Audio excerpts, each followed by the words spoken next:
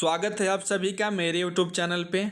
दोस्तों, अगर class 9th में हैं आप लोग और सामाजिक विज्ञान के एग्ज़ाम देने वाले हैं, ठीक है, तो आप लोग सही वीडियो देख रहे हैं। इस वीडियो में आप लोग को हम बताऊंगा सोशल साइंस यानी कि सामाजिक विज्ञान का जो है वायरल क्वेश्चंस पेपर। यानी कि मैं अभी आप लोग को वायरल क्वेश्चन दे रहा हूँ। इस वीडियो में आप लोग को हम 40 ऑब्जेक्टिव क्वेश्चन दूंगा, ठीक है। टोटल 40 ऑब्जेक्टिव क्वेश्चन दूंगा। टोटल 40 में से आपका लगभग 30 से 35 क्वेश्चन आपके एग्जाम में 100% जो मैं बताऊंगा वही क्वेश्चन आएगा, ठीक है। तो वीडियो को लास्ट तक जरूर देखिएगा आप लोग, क्योंकि इसमें 40 में ऑब्जेक्टिव क्वेश्चन बता दिए हूँ, ठीक है। और आप लोग मेरे यूट्यूब चैनल को अभी तक सब्सक्राइब नहीं किए हैं तो जल्दी से मेरे यूट्यूब चैनल को सब्सक्राइब करके नोटिफिकेशन को ऑन कर लीजिए, ठीक। अब आते हैं क्वेश्चंस में। तो देखिए यहाँ पे फर्स्ट क्वेश्चन दिया हुआ है। फर्स्ट क्वेश्चन यहाँ पे देखिए है, जब लुई 16वीं फ्रांस की राजगद्दी पे आसीन हुआ तो उस समय उसकी उम्र क्या थी, ठीक है। तो यहाँ पे इसका ऑप्शन नंबर जो है, इसका ऑप्शन नंबर बी हो जाएगा, ठीक है, 25 वर्ष की। जब लुई 16वीं फ्रांस की राजगद्दी पे आसीन हुई थी तो उस समय उसकी उम्र जो थी 25 वर्ष थी, ठीक है। नेक्स्ट क्वेश्चन नंबर देखिए दूसरा। लुई 16वीं के लुई 16वीं के शासनकाल में किस देश ने अमेरिका के 13 उपनिवेशों को साझा शत्रु ब्रिटेन से आज़ाद कराने में सहायता की थी। तो इसका ऑप्शन नंबर जो है सी हो जाएगा, फ्रांस के, ठीक है। यहाँ तक ठीक है। नेक्स्ट आते हैं, अब देखिए आगे। फ्रांस में अधिकांश लोगों के मुख्य खाद्य क्या था जिसकी कीमत में तेजी से वृद्धि हुई। तो पूछ रहा है यहाँ पे खाद्य पदार्थ पूछ रहा है, तो इसका जो है ऑप्शन नंबर बी हो जाएगा, पाव रोटी। पाव रोटी जो है उस समय बहुत तेजी से वृद्धि हुआ था उसका कीमत में। Next question number 4। तीसरे स्टेट के प्रतिनिधि अपने आप को संपूर्ण फ्रांसीसी राष्ट्र को क्या मानते थे। तो इसका ऑप्शन नंबर जो है सी हो जाएगा, किसान मानते थे। अपने आप को क्या मानते थे, किसान, ठीक है। नेक्स्ट क्वेश्चन नंबर 5 देखिए। इस रूसी साम्राज्य की लगभग कितनी प्रतिशत जनता आजीविका के लिए खेती पर ही निर्भर रहती थी। तो इसका जो है ऑप्शन नंबर सी हो जाएगा। 5 का जो ऑप्शन नंबर क्या हो जाएगा, सी हो जाएगा। 85% लोग जो है खेती पर ही निर्भर रहते थे, ठीक है। नेक्स्ट क्वेश्चन नंबर 6 देखिए। निम्न में से कौन जर्मनी को दुनिया का सबसे ताकतवर देश बनाने को कृत निश्चय था। यहाँ पे पूछ रहा है निम्न में से कौन जर्मनी को जो है दुनिया का सबसे ताकतवर देश बनाने में कृत निश्चय था। तो इसका जो ऑप्शन नंबर ए हो जाएगा, हिटलर, ठीक है। नेक्स्ट क्वेश्चन नंबर 7 देखिए यहाँ पे। 1929 से 1932 तक अमेरिकी अर्थव्यवस्था में आई मंदी के कारण अमेरिकी देश पर क्या प्रभाव पड़ा। तो इसका जो है ऑप्शन नंबर डी हो जाएगा। 7 का जो है ऑप्शन नंबर क्या हो जाएगा, डी हो जाएगा। ऑप्शन नंबर ए भी सही है, ऑप्शन नंबर बी भी सही है, ऑप्शन नंबर सी भी सही, इसलिए इसका फाइनल आंसर क्या आ जाएगा, ऑप्शन नंबर डी, ठीक है। Next question number 8। फ्रांस के राष्ट्रगान मार्सिले के रचयिता निम्न में से कौन है। फ्रांस के राष्ट्र के पूछ रहा है। फ्रांस के जो है राष्ट्रगान के रचयिता पूछ रहा है कौन है। तो इसका ऑप्शन नंबर बी हो जाएगा, राजेट डी लाइल, ठीक है।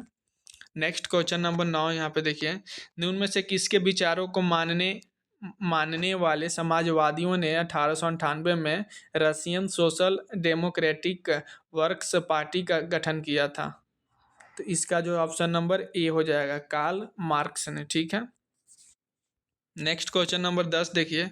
1905 में औपनिवेशिक सरकार के किस प्रस्ताव से जो है बस्तर के लोग को बहुत परेशान हो गए।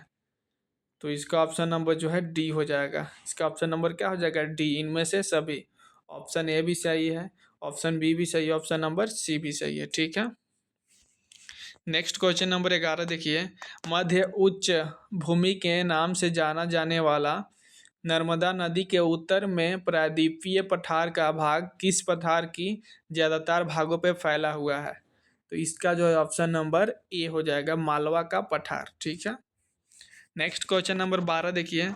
सन 1869 में किस नहर के खुलने से भारत व यूरोप के बीच की दूरी कम हो गई। यहाँ पे नहर का नाम पूछ रहा है, तो इसका ऑप्शन नंबर जो है सी हो जाएगा, स्वेज नहर को खुलने से, ठीक है। नेक्स्ट क्वेश्चन नंबर 13 में आते हैं। नर्मदा नदी की दक्षिण में स्थित दक्षिण का पठार किस प्रकार का भूभाग है? तो इसका जो ऑप्शन नंबर ए हो जाएगा, त्रिभुजाकार प्रकार का। ठीक है। नेक्स्ट क्वेश्चन नंबर 14 देखिए। गारो, खासी व जयंतिया, ये तीनों पहाड़ियों के नाम है जो भारत के किस राज्य में स्थित है? तो इसका ऑप्शन नंबर जो है डी हो जाएगा, मेघालय राज्य में। ठीक है।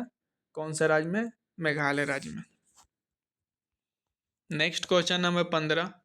हिमालय की नदियां अपने मार्ग के किस भाग में तीव्र अपरदन की क्रिया करती है? तो इसका जो है 15 का ऑप्शन नंबर बी हो जाएगा, ऊपरी भाग में। ठीक है। Next question number 16। तापमान, वायुमंडलीय दाब, पवन, आर्द्रता तथा वर्षण, ये प्रमुख रूप से किसके तत्व माने जाते हैं? तो इसका जो है ऑप्शन नंबर सी हो जाएगा, मौसम और जलवायु के। ठीक है। नेक्स्ट क्वेश्चन नंबर 17 देखिए यहाँ पे। ग्रीष्म ऋतु के अंत में कर्नाटक एवं केरल में अक्सर अक्सर होने वाली वर्षा को क्या कहा जाता है? ग्रीष्म ऋतु के अंत में पूछ रहा है, कर्नाटक एवं केरल में होने वाली वर्षा को जो है क्या कहा जाता है? तो इसका ऑप्शन नंबर ए हो जाएगा, पूर्व मानसूनी वर्षा। ठीक है। नेक्स्ट क्वेश्चन नंबर 18 देखिए यहाँ पे। भारत जैसे देश को भारत जैसे देश के लिए सिंचाई,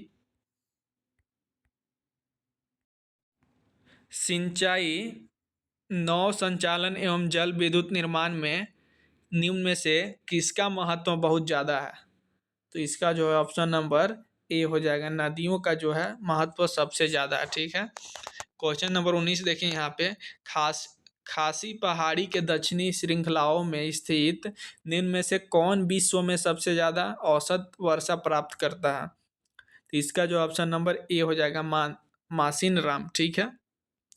नेक्स्ट क्वेश्चन नंबर 20 देखिए।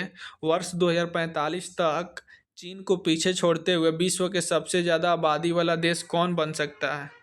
तो इसका ऑप्शन नंबर जो है डी हो जाएगा, भारत। ठीक है। नेक्स्ट क्वेश्चन नंबर 21 देखिए। निम्नलिखित निम्नलिखित किस देश में निम्नलिखित किस देश में सिर्फ शासक दल ही चुनाव लड़ सकता है? निम्नलिखित में से पूछ रहा है कौन देश में जो है सिर्फ शासक दल ही जो है चुनाव लड़ सकता है? तो इसका ऑप्शन नंबर बी हो जाएगा, मैक्सिको। ठीक है। नेक्स्ट क्वेश्चन नंबर 22 देखिए। पाकिस्तान में लीगल फ्रेमवर्क ऑर्डर के अनुसार कौन राष्ट्रीय और प्रांतीय असेंबलियों को भंग कर सकता है? तो इसका जो ऑप्शन नंबर डी हो जाएगा, पाकिस्तानी की सेना। ठीक है। नेक्स्ट क्वेश्चन नंबर 23 देखिए। विश्व के किस देश में 1958 से लेकर 1961 के दौरान दौरान पड़ा अकाल विश्व इतिहास का अब तक सबसे भयावह अकाल है? तो इसका जो ऑप्शन नंबर सी हो जाएगा, चीन। ठीक है। नेक्स्ट क्वेश्चन आते हैं 24 में देखिए। किस प्रकार की व्यवस्था सभी नागरिकों को सक्रिय भागीदारी पर भी निर्भर करता है? तो इसका जो 24 का जो ऑप्शन नंबर ए हो जाएगा, लोकतांत्रिक। ठीक है। नेक्स्ट क्वेश्चन नंबर 25 देखिए। निम्न में से कौन सरकार के अधिकारों की सीमा तय करता है और हमें बताता है कि नागरिकों को क्या अधिकार है? तो इसका जो है 25 का ऑप्शन नंबर डी हो जाएगा। ठीक है, संविधान। ठीक है। नेक्स्ट क्वेश्चन नंबर 26 देखिए। भारत के संविधान की आत्मा किसे कहा गया है? भारत के जो है संविधान की आत्मा जो है प्रस्तावना को कहा गया है। जो हम लोग बोलते हैं ना, हम भारत के लोग, भारत को एक संपूर्ण प्रभुत्व संभावना जो प्रस्तावना है आप लोग को, उसी को जो है भारत के संविधान की आत्मा कहा गया है। ठीक है। नेक्स्ट क्वेश्चन नंबर 27 देखिए। लोकतंत्र में प्रत्येक नागरिक को कौन सा अधिकार प्राप्त है? तो इसका जो ऑप्शन नंबर डी हो जाएगा, इनमें से सभी, यानी कि ऑप्शन नंबर ए भी सही है, ऑप्शन नंबर बी भी सही है, ऑप्शन नंबर सी भी सही है। ठीक है। नेक्स्ट क्वेश्चन नंबर 28 देखिए। निम्न में से कौन सा विधानसभा के सदस्य नहीं थे? तो यहाँ पे इसका ऑप्शन नंबर जो है सी हो जाएगा, महात्मा गांधी जो थे संविधान सभा के सदस्य नहीं थे। ठीक है। नेक्स्ट क्वेश्चन नंबर 29 देखिए। भारत में निर्वाचित प्रतिनिधियों की राष्ट्रीय सभा को क्या कहा जाता है? तो इसका ऑप्शन नंबर ए हो जाएगा, संसद कहा जाता है। ठीक है। नेक्स्ट क्वेश्चन नंबर देखिए 30। संसद का अधिकार निम्न में से क्या होता है? संसद का अधिकार पूछ रहा है, इसलिए इसका ऑप्शन नंबर डी हो जाएगा, यानी कि संसद का अधिकार है नए कानून बना सकती है, संसद जो है मौजूदा कानूनों में संशोधन कर सकती है और मौजूदा कानून को भी खत्म कर सकती है। ये जो है संसद का अधिकार है। ठीक है। नेक्स्ट क्वेश्चन नंबर 31 देखिए। पालमपुर गांव में अधिकांश भूमि के स्वामी जो उच्च जाति के हैं वहाँ कितने परिवार निवास करते हैं? तो इसका जो है ऑप्शन नंबर बी हो जाएगा 80 परिवार। ठीक है। Next question number 32। भारत के गांवों में उत्पादन की प्रमुख गतिविधियां किसे माना गया है? तो इसका ऑप्शन नंबर जो है ए हो जाएगा कृषि को। ठीक है। Next question number 33। वस्तुओं और सेवाओं के उत्पादन में भूमि के बाद दूसरी आवश्यकता किसे माना जाता है? तो इसका ऑप्शन नंबर सी हो जाएगा। दूसरी जो आवश्यकता है श्रम को माना जाता है, जिसको हम लोग मेहनत बोलते हैं। Next question number 34। जब औजारों मशीनों और भवनों का उत्पादन में कई वर्षों तक प्रयोग होता है तो इन्हें किस प्रकार के पूंजी कहा जाता है? तो इसका ऑप्शन नंबर बी हो जाएगा स्थायी पूंजी। ठीक है। Next question number 35। पालमपुर गांव के किसान पशुओं के चारे के प्रयोग के लिए किस मौसम में ज्वार और बाजरा का उत्पादन करते हैं? तो इसका जो ऑप्शन नंबर बी हो जाएगा शरद ऋतु में। ठीक है। नेक्स्ट क्वेश्चन नंबर 36 देखिए। मानव संसाधन में शिक्षा और चिकित्सा के द्वारा निवेश में भविष्य में किस प्रकार के प्रतिफल प्राप्त हो सकता है? तो इसका ऑप्शन नंबर जो है बी हो जाएगा उच्च प्रकार के। ठीक है। Next question number 37। शिक्षित माँ बाप अपने बच्चों की शिक्षा पे अधिक निवेश करते हैं क्योंकि उन्हें समय भी निम्न में से किसे महत्व का अनुभव किया होगा? तो इसका ऑप्शन नंबर ए ही होगा शिक्षा का ही। ठीक है। Next question number 38। भारत में लगभग 26 करोड़ की जनसंख्या है। भारत में लगभग 26 करोड़ की जनसंख्या है तो इसका जो ऑप्शन नंबर डी हो जाएगा इनमें से सभी। निर्धन भी हैं, कुपोषण के शिकार भी हैं और निरक्षर भी हैं। ठीक है। Next question number 39। भारत की सबसे कठिन सामाजिक आर्थिक समस्या क्या है? तो इसका ऑप्शन नंबर जो है डी हो जाएगा निर्धनता, गरीबी। Next and last objective question है। निम्नलिखित में से कौन से कारक जनसंख्या की गुणवत्ता को बढ़ाते हैं? तो इसका जो ऑप्शन नंबर डी हो जाएगा यानी कि साक्षरता दर भी बढ़ाते हैं, लोगों का स्वास्थ्य भी बढ़ाता है और कौशल निर्माण भी बढ़ाता है। तो इस तरह से मैं आप लोग को 40 क्वेश्चन दिया जो कि आप लोग के एग्जाम में 40 में से 30 आ जाएगा क्वेश्चन। ठीक है। इसको आप लोग अच्छे से पढ़ के जाइएगा। तो चलिए मिलते हैं किसी एक नए वीडियो के साथ, तब तक के लिए जय हिंद।